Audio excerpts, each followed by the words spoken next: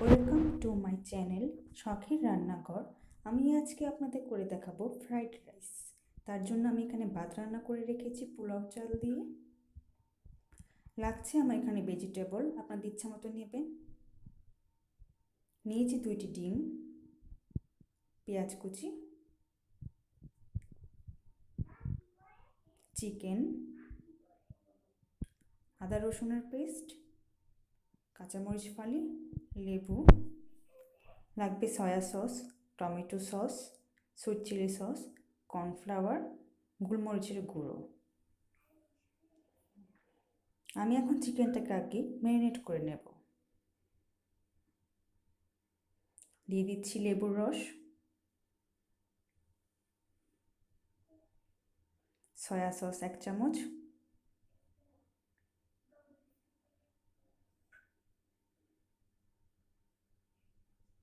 লবণ পরিমাণ মতো, আদা রসুন বাটা 1 চামচ,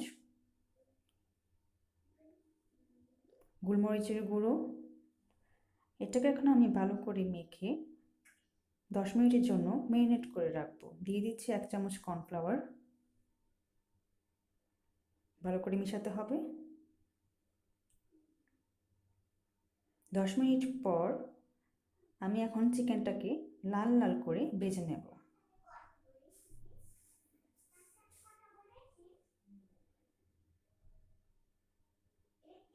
চিকেন ভাজা হয়ে গিয়েছে, এখন আমি চিকেনগুলো নামিয়ে ফেলবো।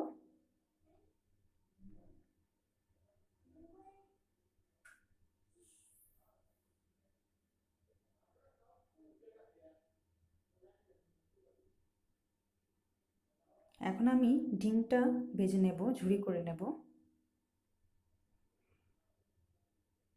ডিমটা হয়ে গিয়েছে, এখন আমি পেঁয়াজ কুচি দিয়ে দেব। সবসময় মনে রাখবেন চিকেন ফ্রাইড রাইস রান্নার সময় চুলার আঁচটা সবসময় বাড়িয়ে দিতে হবে। এখন দিয়ে দিচ্ছি আদা রসুনের পেস্ট, কাঁচামরিচ এবং বাকি ভেজিটেবলসগুলো আমি দিয়ে দিচ্ছি। এখানে আমি চিকেন, ক্যাপসিকাম, বাঁধাকপি, গাজর ইচ্ছে মতো নেবেন আপনাদের যার হাতের কাছে থাকে। দিয়ে দিচ্ছি tomato sauce, soya sauce, chilli sauce. এখন আমি ভাতটা দেব। ভাতটা আমি আগের দিন রাতে রান্না করে রেখেছি, রান্না করে ফ্রিজে রেখে দিয়েছি। আপনারা ইচ্ছে চাইলে পোলাও চাল বা বাসমতি চালও ইউজ করতে পারবেন।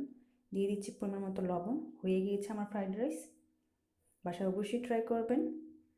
যদি আমার ভিডিওটি ভালো লাগে থাকে please subscribe. Thanks for watching my video.